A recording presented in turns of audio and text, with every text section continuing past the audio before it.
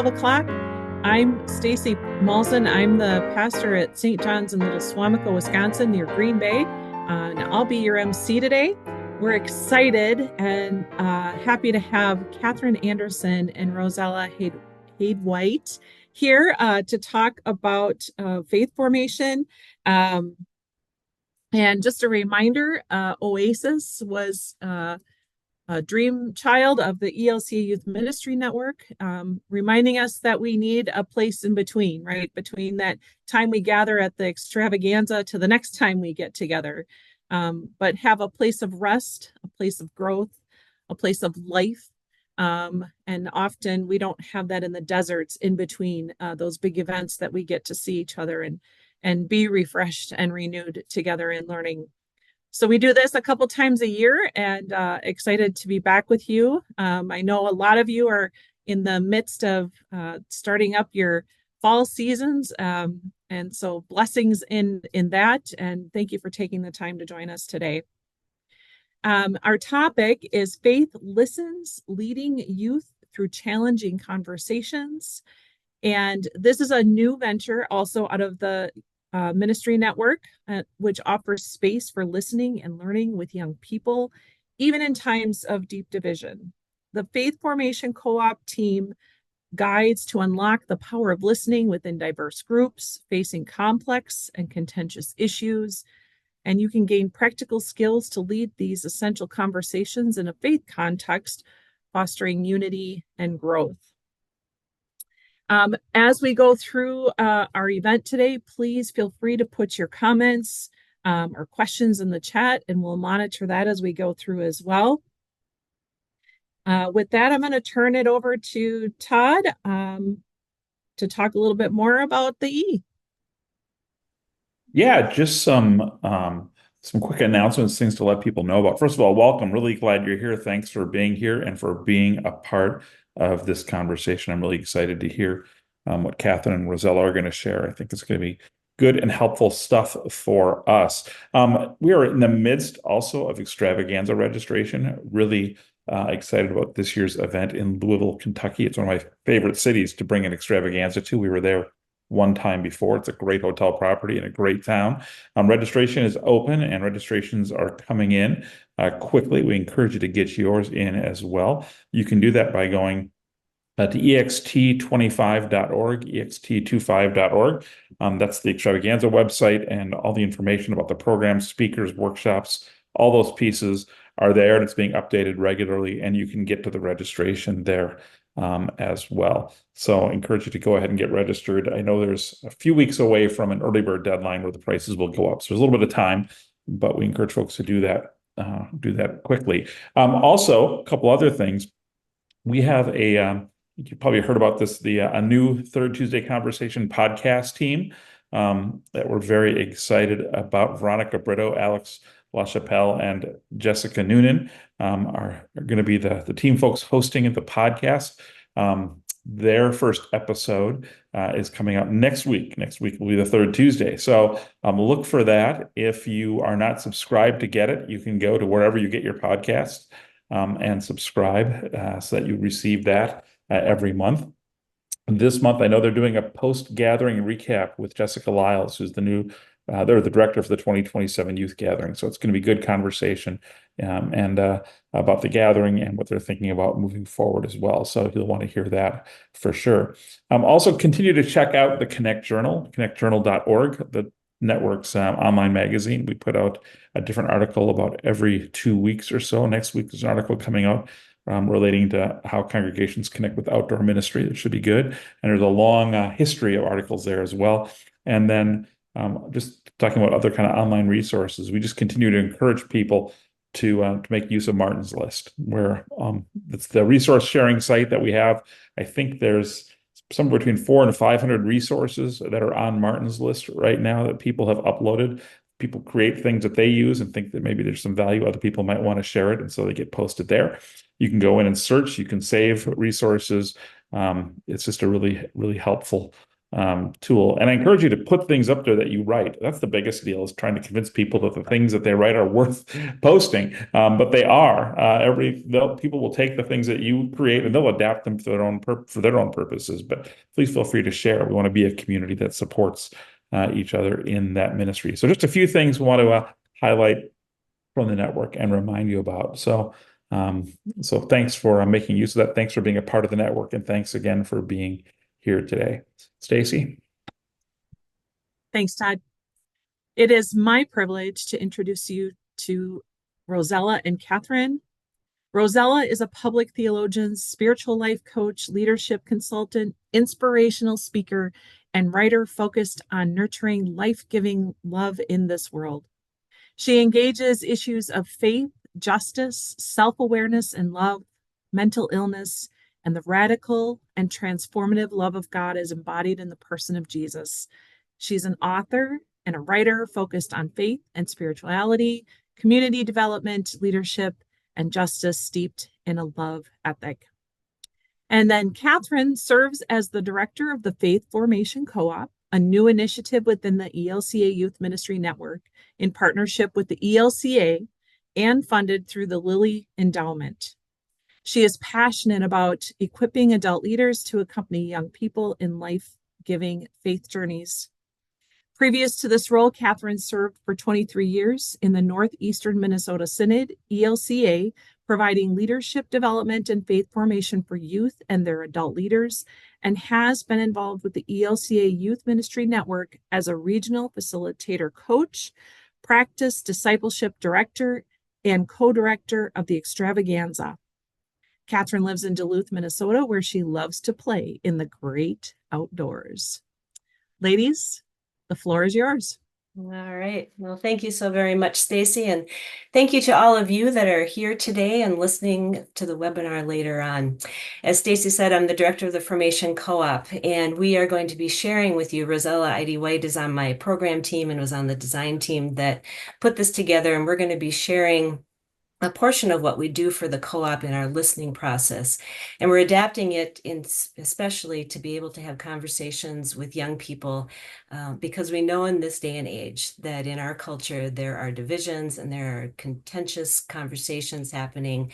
And in that divisive culture, our young people need tools and spaces and safe spaces to be able to talk about these.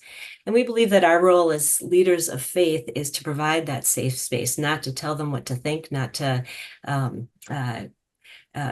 direct them in that way, but to provide those spaces in that process. Because we believe that faith listens. And through listening, we build bridges of understanding that create space for us to walk on this faith journey together. I think of all the stories in which Jesus entered a contentious conversation. He responded by listening, he asked good questions, and he shared stories. And that is the work that we are doing with the co-op. And we hope that this process can give you the tools to create safe space for youth to share and learn from and with each other. So today we're going to walk through that process. Rozella is going to lead you in that. There's a handout that I'm going to pop in the chat. It was in the Zoom room. Ignore that one. We've updated it since that was sent along. So I'll send along this handout. And before I pass it on to Rozella, I also invite you in the chat to share what is the challenging conversation that you're facing in your context. We know there's many. We'd love to hear from you what those challenging conversations are. And so I'd like to introduce Rozella ID White. Thank you so much, Catherine, and thank you to the Youth Ministry Network team and curating these Oasis conversations. So we are going to, as Catherine said, engage in a listening process today. And we're modeling it because we know that when we model the things that we want to do later, right, we come into it with a different perspective, a different understanding as we engage in conversations. And so given the time that we are in collectively, right, as a society, as a country, we thought, what better divisive issue to model this around than our election process and civic engagement. So this is the topic that we are going to be using as an invitation for us to move through the steps and stages of our listening process. And we're going to do a couple of things, right? We're going to begin with some grounding and centering. we're going to engage in these different moves where we're going to invite folks to share. You're going to be invited to share in the chat throughout our conversation. But if you are willing, brave enough, open enough to the Spirit's nudging, we're going to invite people to raise their hands. And for each round of questions, we'll choose 2 people to just share out loud, right, their answers to those questions. And then we're going to have a wrap up, and we're going to engage in a examine a breath exercise as we also do some Q&A. So that is our time together today. And the goal, right, of this experience is to foster deeper understanding. That is the goal of our listening process writ large. And we know that we say that this is the thing that we want to do with youth, but it is also something that we could do in various places and spaces in our lives. So our hope in creating these resources with the co-op is that what we're doing here is not just a single use thing, right? It's about how we are showing up as leaders in the world and in our day-to-day life. So we always begin our process with an opportunity to center and ground, right? And again, this conversation is about connection, not about conversion. We believe in the importance of holding space for the Spirit. Like, she's going to do what she does, and a lot of times we get in the way of what she's up to. So we just act. We invite us to be open in this moment. And we want to explore what our role as people of faith can be in creating and nurturing these spaces. So I invite you to just take a moment, to take a couple of deep breaths. And I always say we breathe in through our nose and we exhale, right? But we just take some deep breaths to get mindful of where we are. And I'm going to read a prayer out of this book. It's called A Rhythm of Prayer. It's a bit of a shameless plug. It is a book on meditations and for renewal.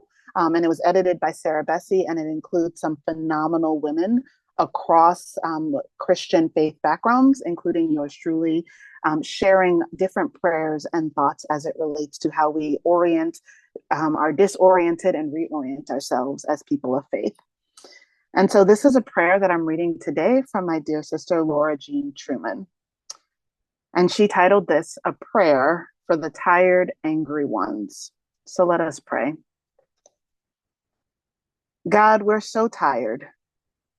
We want to do justice, but the work feels endless and the results look so small in our exhausted hands.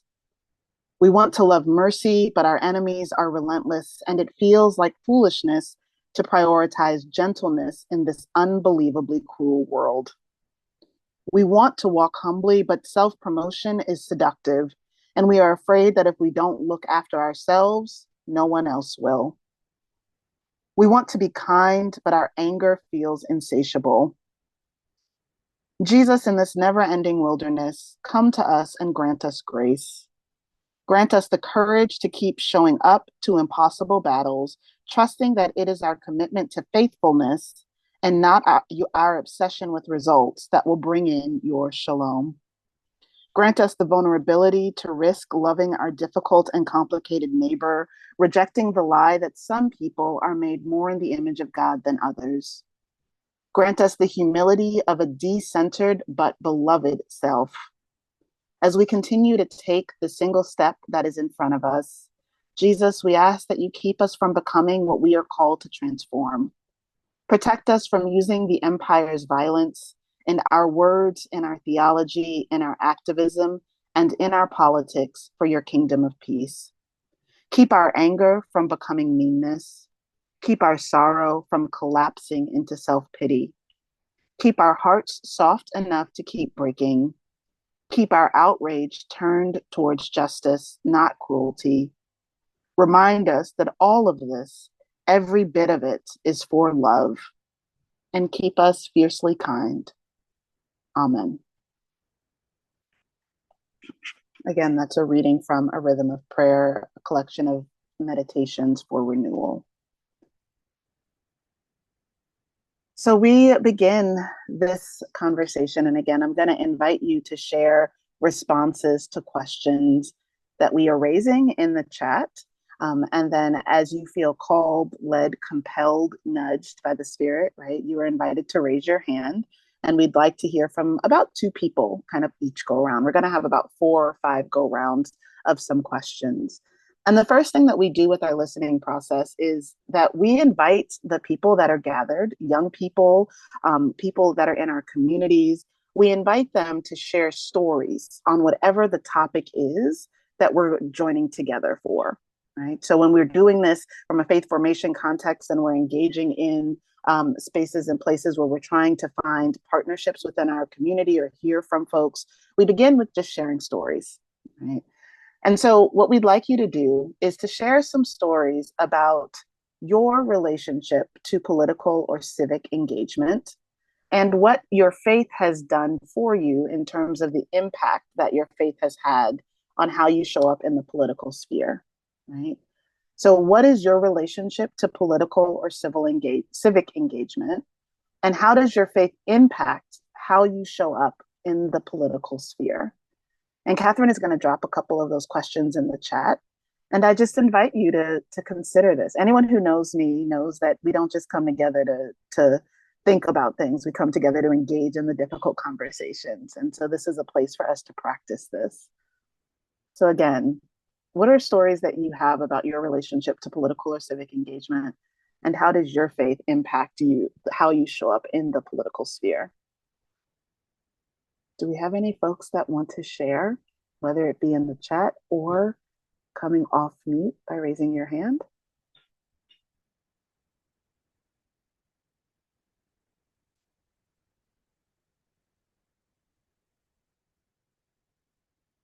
And I see Sharon, you said slowing down enough to notice others and the issues in our community and world. Is that one of the ways that your faith impacts the way that you show up? Yeah, I think so. I was kind of answering the last question too, like discussion with youth as to how do we fight that whole, we have to be involved in everything.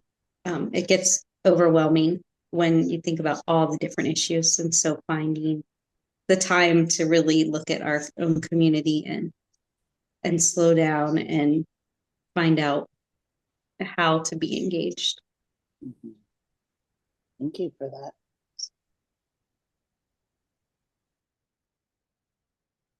Others, anybody else want to share?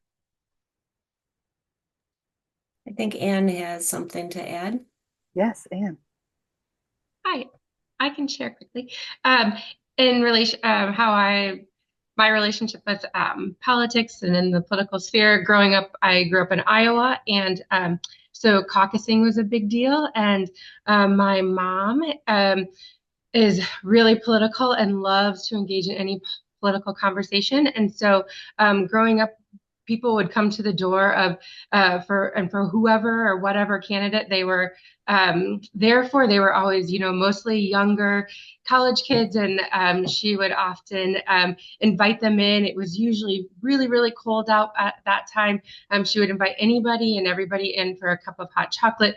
They were usually staying in hotels, and she would often offer to do their laundry as they had been coming in from other places.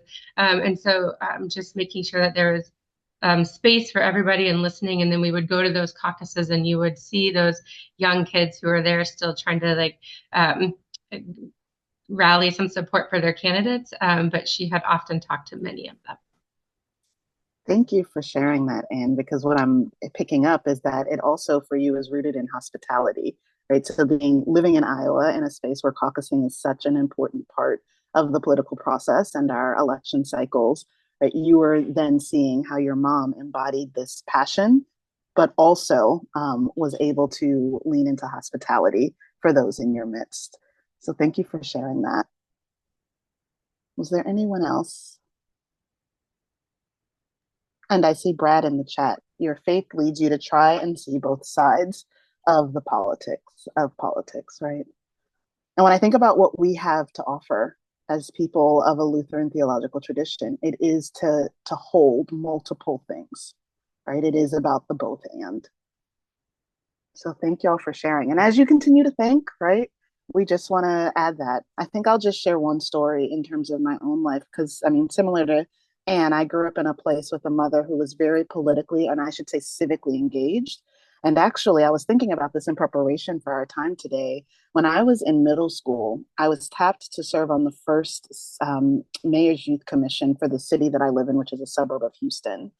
And so from the age of about 13 until my senior year in high school, I served on the Mayor's Youth Commission and then became the chairwoman in typical Rozella fashion by my senior year in high school, working with our mayor to engage young people, right, around different topics impacting those in our community. And growing up in Texas, right, I actually grew up in a space and place with diverse perspectives all around. So there's something even within me from the time I was a young person that is seeking out understanding of others. And then you put that together with who my mom is as a person of faith and someone who is civically engaged. When it came time to register to vote, there was no question if I would register, right? Voter registration was an expectation along the same lines for in our household of me going to college. It was not a question. So there is a long line for me of engaging and leaning into that. And I see one more, Terry. My faith reminds me that all are children of God, and despite our different beliefs and viewpoints, we are called to love all people. So thank you for sharing some of that, right? And part of this is we want to get to people's context as they share the stories of the things that have impacted them related to whatever issue that we are talking about. I'd like to add one more story, or not really story, but my addition is that the concept of grace is sort of related to what other people have touched on. And Jesus was radical. So, there's like, yeah, you're extending people grace when they slip up in terms of social justice, and you're holding people accountable when you should. Yeah. No, thank you for sharing that, Sarah, because again, it gives us the context for how you enter into the conversation, right? That radical revolutionary of Jesus is the embodied kind of expression. And so part of this is really seeing where people are coming from, because we all know we talk about the same story of faith, but we don't embody and or engage that faith in the same way. So once we talk through some stories, right, of our experience, and we're talking right now specifically about civic engagement, then we move on to realities, right? Because it's one thing to talk about the stories and the things that formed us, and it's another thing to be very clear about the realities that we're finding in this moment. And again, for the sake of our conversation today, we're asking questions that connect back to this larger moment that we're in as a society and country. So the questions that we're raising, right, again, for some conversation is, what biases do we bring into these conversations, right? When you think about engaging in civic conversations, in political spaces, what are the biases that you bring? Because we want to look at ourselves first, right? So what are biases that you bring? And then the other question that I'll drop for us to consider is, what have we noticed or experienced that these conversations lead to, right? So what are the biases that we bring? And then what have we noticed or experienced that these conversations can lead to?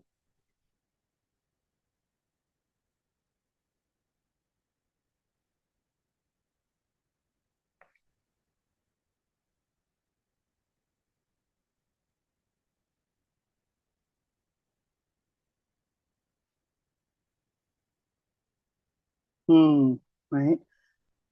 So Tony shares that there's a struggle with individual issues that are misdirected or untruthful. And that's something that comes up when you're entering into those spaces.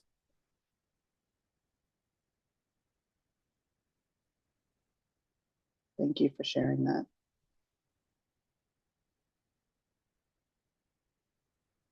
Others, what biases do you bring? And what have you noticed or experienced that these types of conversations can lead to?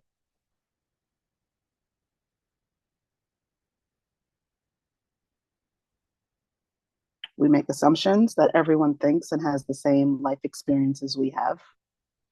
Yeah. Thank you, Catherine.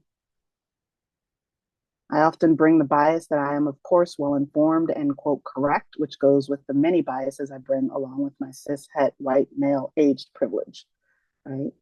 Thanks, Andy. Lisa, I understand that everyone has a right to their opinions intellectually, but I struggle with understanding how they could possibly believe what they do. Yeah.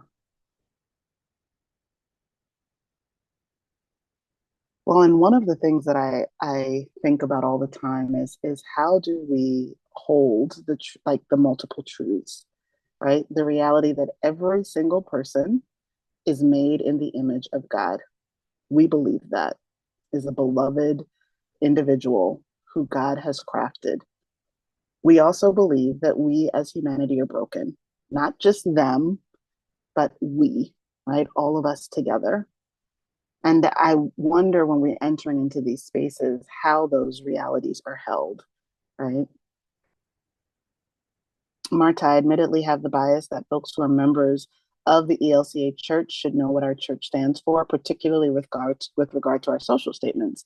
I struggle with the comment that we are being too political. Yeah. Right.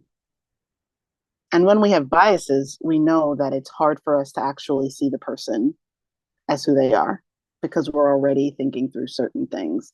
And I'm not talking about anyone here, I'm talking about myself. There can be an elitism sometimes, right? Of they can't possibly think that, or they don't know these things, and that's why, versus taking people at face value to say this is what they believe, this is how they think, and this is what they feel.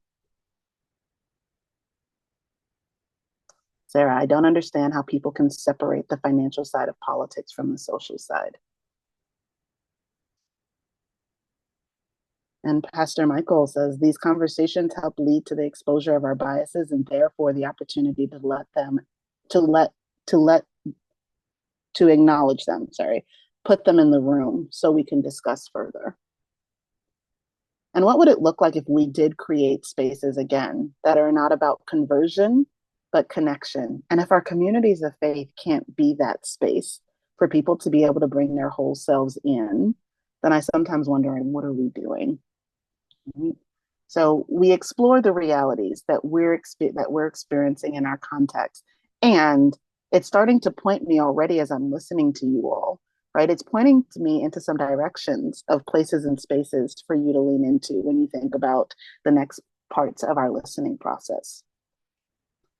So once we engage the realities that people are experiencing and are holding, we move into assets. One of the key components of the Faith Formation Co-op is that we're going to lean into abundance as we eschew scarcity thinking and ways of being. And so we want to take an asset-based approach when we're entering into these listening conversations, and we want to be on the lookout for what is present, not just in terms of financial resource, but from people resource, from insight, from wisdom, from lived experience, from all of the things that we know, if we believe in a God of abundance, that God has blessed us with. And so when we engage, right, in these conversations, the questions that we look at are, what are those things that are uniquely ours to offer? What is the way that our community has the power to join in and engage in this moment? I think, Catherine, did you put the questions? There we go. What does our faith community, right, have to offer to the larger conversation in this moment? So when you think about the community that you are a part of, when you think about the faith that you profess, what is uniquely yours/ours to offer? What is uniquely yours/ours to offer?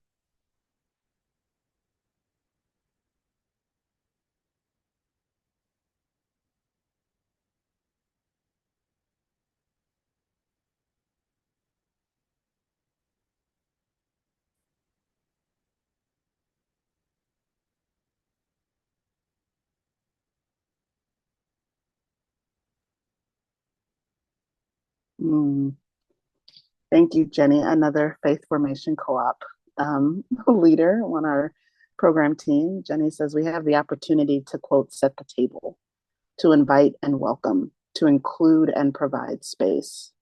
And that goes back to what you were talking about your mom did in terms of the hospitality, right? Creating a space of welcome. That is something unique that we can do.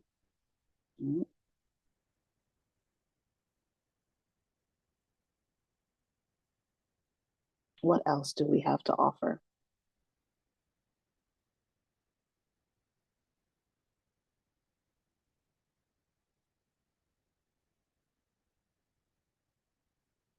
caring for students where they are in a safe environment, right? Being folks that work in faith formation, serve in faith formation, creating environments. We uniquely can provide care in the midst of and after disasters, right? Natural disasters, gun violence, etc. Offering our unconditional love and care, being called to love and serve the least, the last, and the lost of our society. We also recognize that there are multiple ways. Oh, you all are answering this one. Okay. I see the, the information coming in. You know, as someone who was a disaster chaplain for a long time, I want to say heartened is the wrong word because I'm devastated, right, at the recent shooting in Winder, Georgia, as we continue to experience the prevalence of gun violence. And as I was following up and listening to reports, because my sister and my niece live in that area of Georgia, one of the things that came up was about the care center that they were creating that included chaplains and folks that were available to provide spiritual care. So when we think about our civic and political engagement, there are unique things that we have to offer, holding space for one another to have these conversations and making sure that those who have been historically marginalized are invited to take up space in these settings. Thank you, Marta. Sarah says a faith community that values our LGBTQIA plus members.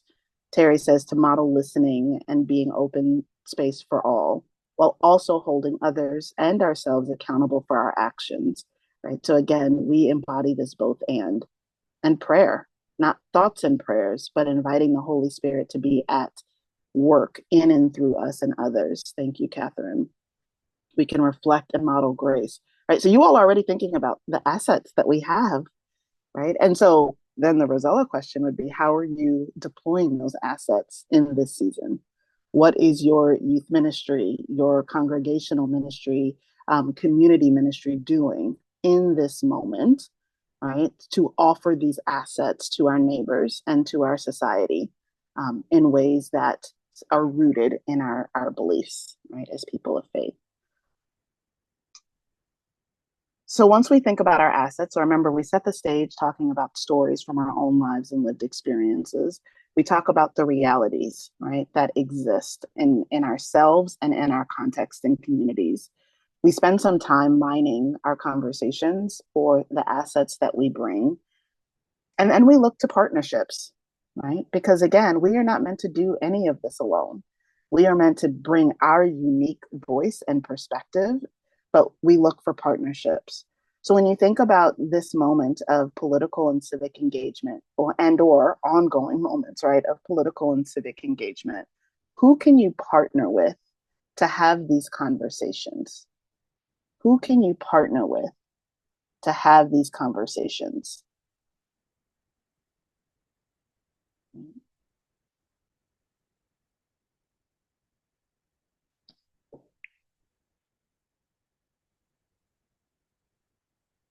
Thank you, Stacey. Leaders in other denominations. Yep.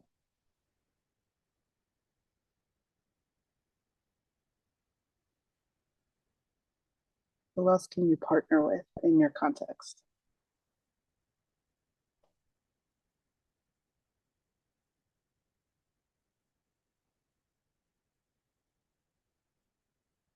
Given where I'm located in the country, we have an incredibly diverse base of folks across religious backgrounds. So interfaith work is very important, right, in terms of setting the table.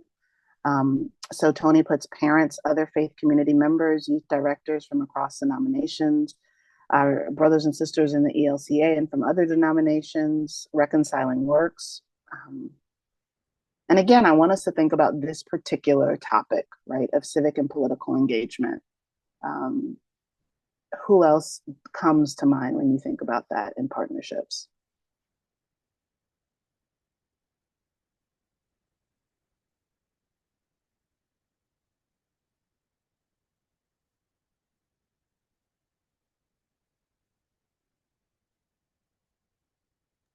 I think a library or a bookstore of some kind could help you to figure out, like, at least for me, like I went to a bookstore recently and basically said, hey, I'm a youth director. I want to get some new materials. What could you point me to? And they were helpful. Absolutely. Thank you for sharing that, Sarah, right? Our libraries are one of the most underutilized resources in our communities, not only as gathering spaces, but also for the incredible wisdom. And again, being in Texas, our librarians are on the front line of advocacy in a way that I don't think many of them thought they would be, right? So even supporting them, learning more about their work and what they're doing. I saw someone drop in like local police departments, right? And engaging with them and school leadership. Our schools are in desperate need of support from the community at large. And there's a variety of ways to do that, right? I think about my congregation. We partner with our local elementary school for a variety of things, so much so that the principal comes every year for our God's Work Our Hands Sunday in order to invite people into other engagement and conversation. Lisa says that in California, we connect with the Lutheran Office of Public Policy in Sacramento to give us some direction related to social statements and current events. Right? One of the most amazing resources of this church, and why I come back to it even when I want to leave over and over again for other issues or reasons, is that there is such an incredible network and ecosystem of resources. Right? We have an advocacy office in Washington, D.C. There are state public policy offices around the country. We have social messages and statements on civic engagement and discourse, right? So this is not something you're doing alone. Pastor Michael shares that Interfaith Children's Movement of Georgia, right, is to build multi-faith grassroots advocacy coalition that works to create a Georgia where all children can thrive. The Synod has a position dedicated to advocacy. I love that. Right now in this area, one of our interfaith organizations, which was led and founded by Muslims, is called the Minaret Foundation. And they have figured out how to mobilize faith leaders and folks, communities across Texas to engage work in our state legislature. And as quiet as it's kept, that organization has been responsible for moving things in the state of Texas, right? A Muslim founded cross multi-faith coalition that focuses on the things that we all care about: children, those who are experiencing homelessness, hunger issues, right? So those are things and partnerships that we can look to. Local elected leaders, absolutely, Andy, right? Have you ever hosted local elected leaders, either for your youth group or for your congregation, right? These are just some of the ways that this then plays out. So we talk about the stories, we talk about realities, we talk about our assets and ask these questions and partnerships. And again, the goal is for us to build connections and to learn from each other. And so once we engage a listening process like this, right, we invite people to summarize and then debrief. So we reflect on what was heard, learned, experienced, and consider.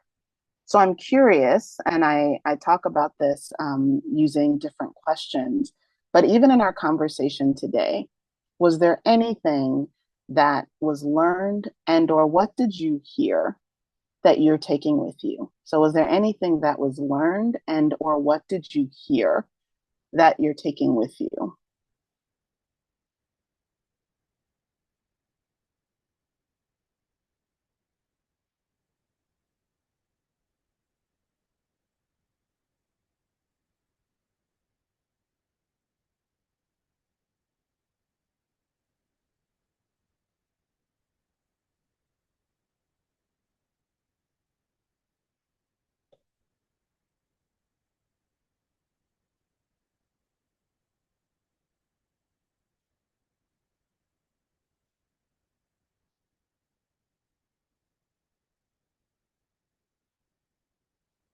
Thank you, Pastor Michael. The gifts and resources exist. We may just need to do some asking around to find them. Right? Anyone else? Is there anything that you learned or heard? Our community supports us to be fully accepting of others' views and perspectives. I heard ... be engaged. Thank you, Stacy, Tony, and Noel, for your reflections. Oh, great question. Sarah, I heard you mention abundance versus scarcity. Could you please expand on this in a faith context? That is a great question. And I'm curious, Sarah, like in true coach fashion, I'll ask you a question back, right? What did you hear when I said that? What came up for you?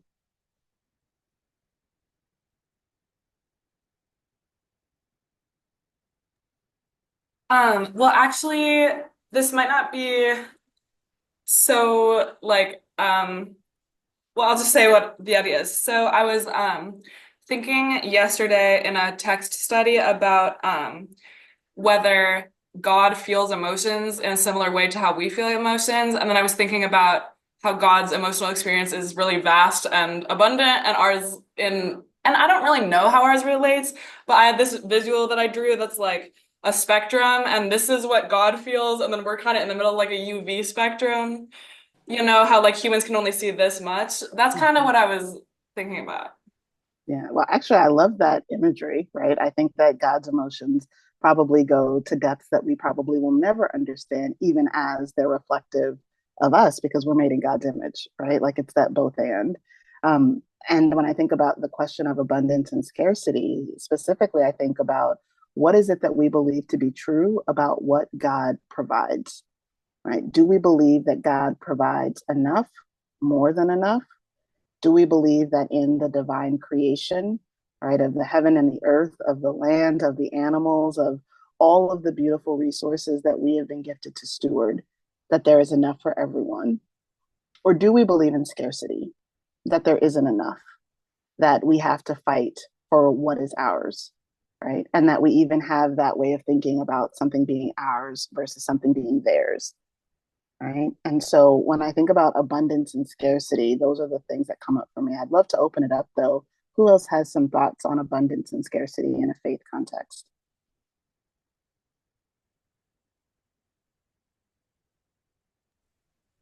I would add into this, I just think within the Formation Co-op, even as we've heard from our congregations that have done listening sessions, is the expansion of our mindsets when we spend time talking about it. I love your visual, Sarah, of the spectrum.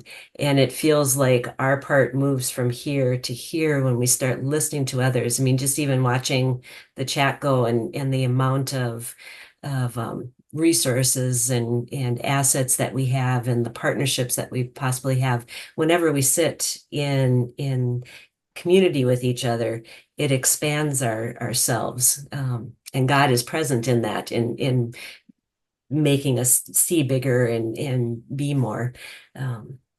I always think Colleen Wyndham Hughes was on our design team for this, and she defines every word that we talk about. She's amazing. And when we started talking about assets and really wanting to do the asset-based thinking, she said that the root of asset means enough.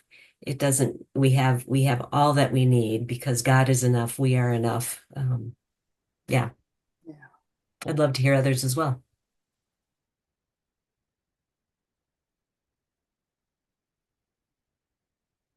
I see Tony's question in the chat. Tony, you said, how can we balance the two? Could you expound a little bit on that? Are you talking about a balance the two of abundance and scarcity or balance the two of something else?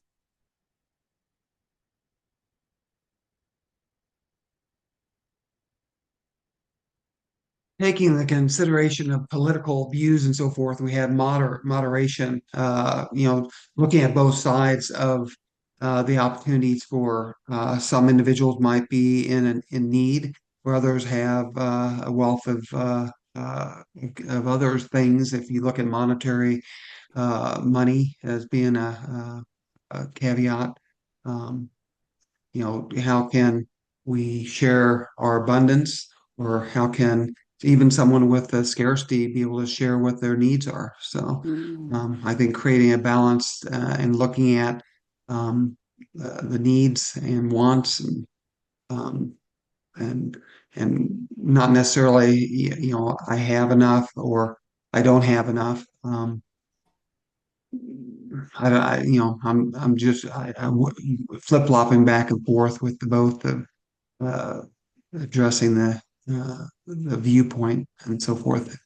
I'm not making any sense, but I'm No, you're trying to. making sense. You kind of answered your question though, right? Yeah, You asked how do we balance, and you talked about this more from a standpoint of if I have more, right? How do I understand my responsibility to share? correct. And if I have less, right, how do I understand my worthiness and that I too have something to share? And it reminds me of the gospel cycle of living. And it was introduced to me years ago from Stacy Kitahara and Eric Law around where we enter into the gospel story, recognizing that it's a cycle, right? So there are those of us that enter into the story at one place, and there are those of us that enter in at another place. So when we think about the places of entry, right, I would say that those that have more, right, are hearing the conversation of Jesus and the rich man, right? They're entering into a story in a way that is painful, that is hard, that causes them to rethink everything and choose or not choose to do that.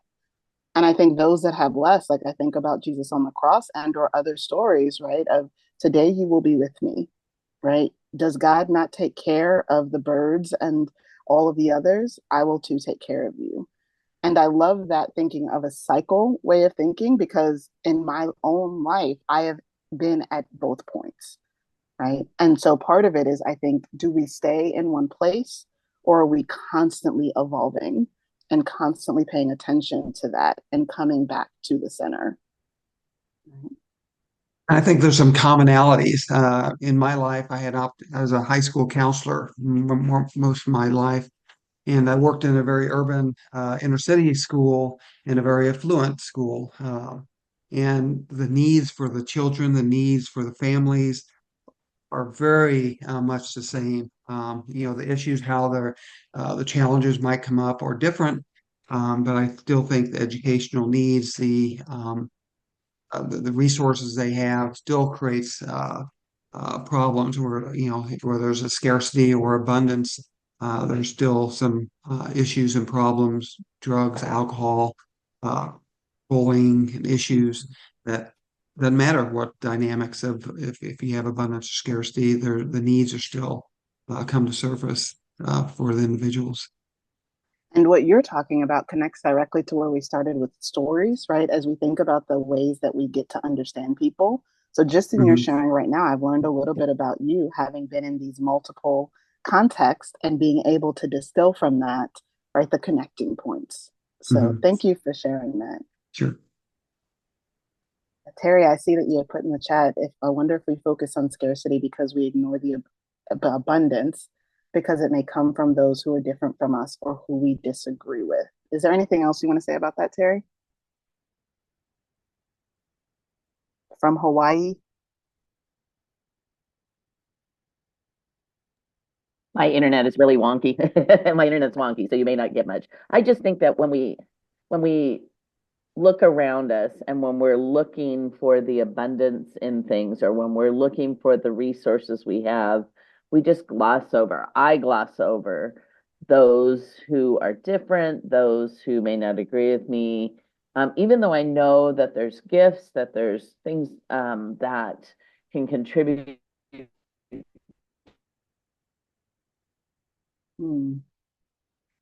She was like, what I know and trust. And so I don't know if you guys can hear me. I don't know if it's cutting in and out, but no, we got most of it, but talking about how we gloss over the people who are different from us because we disagree. And I think that goes back to our biases as well, right?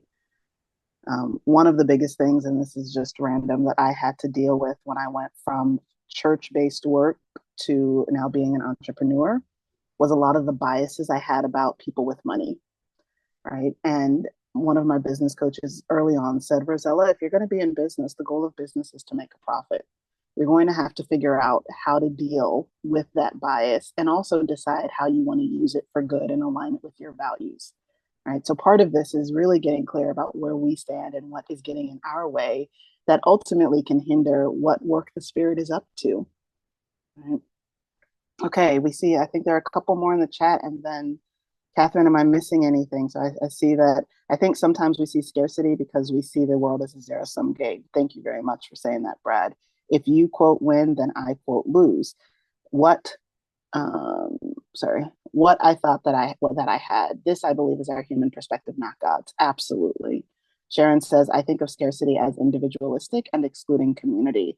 We don't value the abundance we have when we work together, rely on each other, and share our gifts. And then Sarah, To address the question of whether God provides enough, I thought of opportunities.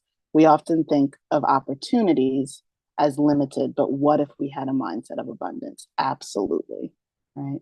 These are the things that it invites us to engage and go deeper on. And so, Catherine, before I do kind of the closing just thing really quickly, is there anything else you wanted to share? I don't think so. I'll stick in the chat again, the handout that has some of these prompts and questions. Make sure you go to the link and not what's on the Zoom room to make sure you get the most latest one of that. But I really do hope that this process, I think when we talk about realities, so many of the challenging conversations and the contentious conversations are rooted in deep pain and deep fear. And one of the assets that we have to bring in faith is to build relationships, to build those bridges, to bring hope in the midst, and to maintain community in all of this. And I hope that you've experienced some of that today as well. Well, and I'm just going to share this prayer by Sarah Bessey, and it's a prayer to learn to love the world again. And she says, God of Hurons and heartbreak, teach us to love the world again. Teach us to love extravagantly, knowing it may and it will break our hearts, and teach us that this love is worth it. God of pandemics and suffering ones, teach us to love the world again. God of loneliness and longing, of bushfires and wilderness, of soup kitchens and border towns, of snowfall and children, teach us to love the world again. Amen. Amen. Thank you, Rozella and Catherine. Rozella, would you like to put the title of your book in the chat so everybody can access that if they would like? That would be great. Thank you. Will do. Well, thank you, everyone, for coming today. It was great to be with you in this Oasis. We will have more information coming out for our next one, so stay tuned to the website for further information on that. Todd, any last minute words for us? Oh, just thanks to everybody for being here, and thanks to Rozella and Catherine for sharing your wisdom and the things that you're learning through this formation co-op process as well. We're looking forward to hearing more as you continue to step in and to learn in this process. Yes, and we just ask that God continue to bless this new venture of the Faith Formation Co-op and blessings in all that you do, and blessings to all of you as you go into the weekend and as you continue working with your youth. You are valued. We see you. We know that it's tough. Hang in there and just reach out to one another. Don't forget that this network is just what it says. It's a great network to reach out and not feel alone in all of this. So blessings to you all. We'll see you next time.